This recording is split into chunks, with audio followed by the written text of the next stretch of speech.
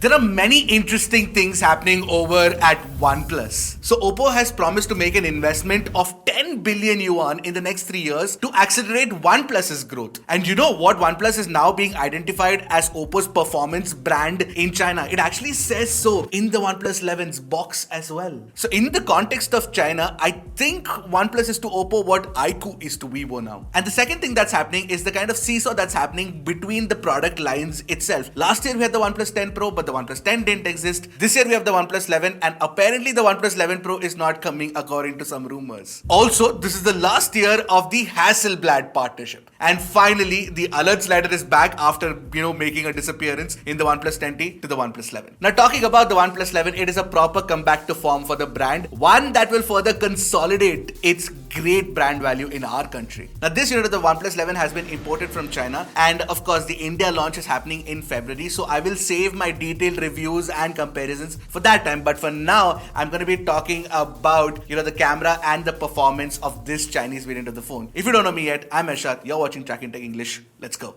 Now, starting with what you get inside the phone, on the OnePlus 11, you've got your standard Android flagship setup for 2023. You've got your Snapdragon 8 Gen 2, you've got UFS 4.0 storage and LPDDR5X RAM. Now, in China, you get three variants, which is basically the 12256, which is the variant that we have, 16256 and 16512. But Mukul Sharma, aka Stuff Listing, says that an 128GB variant of the OnePlus 11 could be coming to India. Now, if you've come this far, don't forget to hit the subscribe button and the bell icon right next to it to get notified whenever we put out an awesome new tech video. So I ran a few synthetic benchmark tests, played a few games, and I came away pleasantly surprised. I did not expect this. So we got the maximum Antutu score that we've achieved till date. Yes, it beat the iQOO 11 and the Vivo X90 Pro Plus as well. And this is on the 12GB variant. And since, Antutu accounts for memory performance as well, the numbers could be higher in the 16GB variant. And for the very first time, an Android flagship crossed the 5000 multi-core score in our Geekbench test. Yes, the OnePlus 11 again is the topper in the Geekbench test as well. And the icing on the cake, the CPU throttle score that we got for our 40-core 30-minute run that we run on every single phone was also the best for every single Snapdragon 8 Gen 2 flagship that we've tested till date. Although not everything was great, because for some odd reason in 3D Mark Wildlife's test, I didn't get great stability scores. I just got a stability score of 48.9%, which is very, very low. But at the same time, the temperature rose to 42 degrees and the phone also lost only 7% battery life, which is very good. So which means that OnePlus could be, throttling performance for saving battery life and, also ensuring that the phone doesn't heat up too much. But what was interesting to note is that I played a lot of Apex Legends on the phone, and I played continuously for 45 minutes, like 3-4 sessions, and the phone didn't heat up once, and it didn't have a single frame drop either, which is very surprising because it doesn't line up with the 3D Mark Wildlife stress test scores. All I can tell you is that you can play COD Mobile, Apex Legends, Genshin Impact at the best graphics that you can get on an Android phone right now, which means 60 FPS smooth gameplay is possible, and the phone doesn't heat up too much either, at least not in my experience. Snapdragon 8 Gen 2 is tuned very well on the OnePlus 11, and it lives up to that tagline of being the performance brand of Oppo. And the performance is definitely better than the OnePlus 10 Pro for sure. So should iQOO be worried? Let me know in the comment section below. Alright, now let's talk about the camera setup on the phone. And this is a surprisingly good camera setup on the OnePlus 11. What you get is a Sony IMX890 primary sensor, which is a 50 megapixel sensor. And you also get a 32 megapixel Sony IMX709 for the, telephoto 2x portrait. And you get a 48 megapixel Sony IMX581 ultra wide angle camera, which also doubles up as the macro camera, which is great. On the front, although you get that same 16MP selfie shooter that we've had for a long time. Anyway, let's take a look at the pictures, and boy, you're gonna be surprised. What I was really surprised was the primary camera captures sharp images. You can tell the crisp details on the face here, and it does so without over sharpening either. And in a slightly different image here, the skin tones that are captured are really good as well. In fact, the OnePlus 11 does a good job of maintaining the skin tones even when shooting people in slightly more complex lighting situations where the camera fires the HDR. This scene has been beautifully reproduced, one of my favorite photos of me lately, and it has nicely controlled colors as well.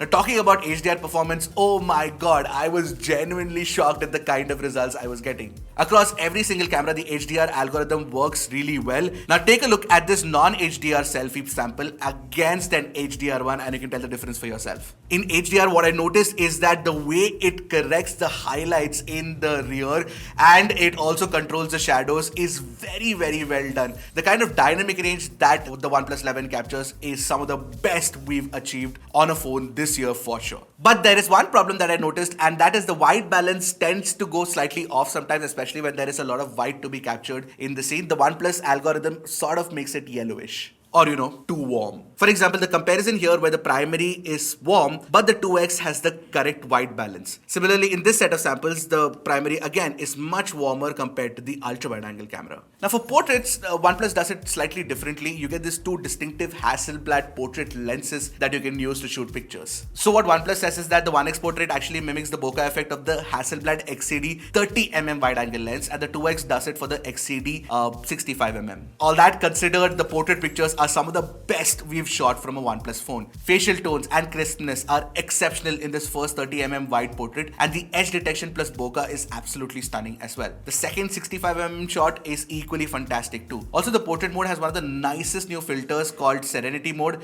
that I absolutely loved. Now, even the selfie camera performance, despite using the same 16MP camera, has been improved by leaps and bounds. It is sharp enough with near neutral facial tones as well, but the portrait's edge cutout was a slight bit of a miss. It could have been better.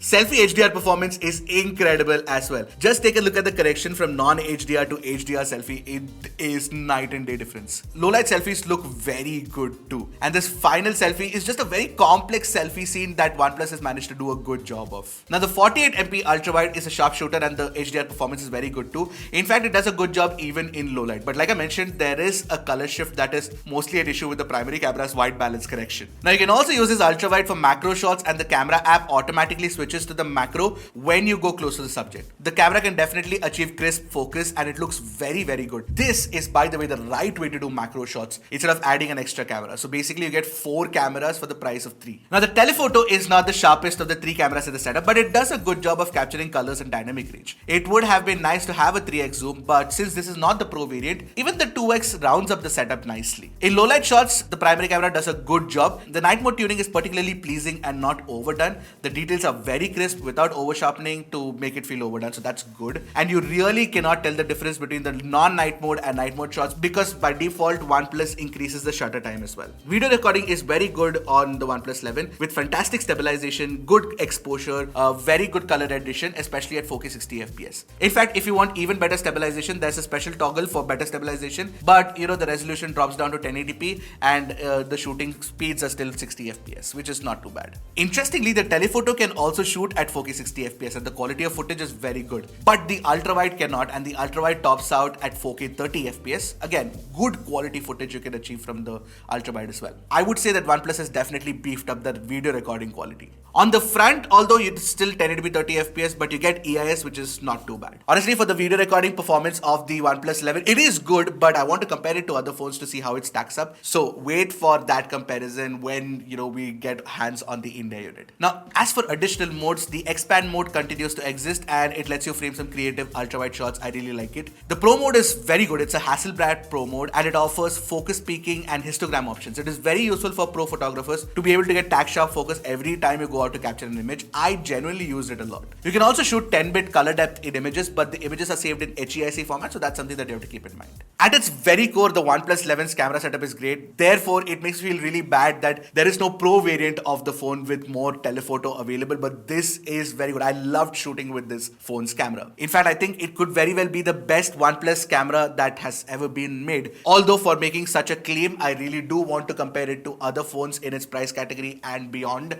So wait for that comparison for sure. However, I did notice one problem and I must highlight it. It is still a pretty slow shooter. So if you're going to be using a phone for run and gun shooting, then the OnePlus 11 might not cut it. The shutter lag definitely needs to be improved along with the white balance as well. If these two things can be fixed really soon in a software update, the OnePlus 11 will be really tough to beat for a lot of other competitors out there. In the last couple of days that I've used the OnePlus 11, I can tell you that it is a good package and it's definitely a return to form like I mentioned in the start. Particularly the camera performance on the OnePlus 11 has been improved by leaps and bounds, a problem that we've all been facing with OnePlus flagships lately, and that has definitely been fixed on the OnePlus 11. So the Hasselblad partnership is finally coming to the fore in its final year of partnership. So I hope that the partnership is extended, because if this is a sign of things to come, then I can't wait to see what OnePlus does with a Pro flagship or maybe even an Ultra flagship. Now think about this. If OnePlus manages to price the OnePlus 11 for the base 8 128GB variant, which is supposed to come, according to rumor mills, under 50,000 in India, and this is the kind of phone that you get, doesn't that excite you a little bit? Especially if you've been a OnePlus fan for a long time? Well, it does excite me. Let's have a conversation in the comment section below, and I'll see you guys in the next video. But this is a good phone. Until next time, keep tracking and stay safe.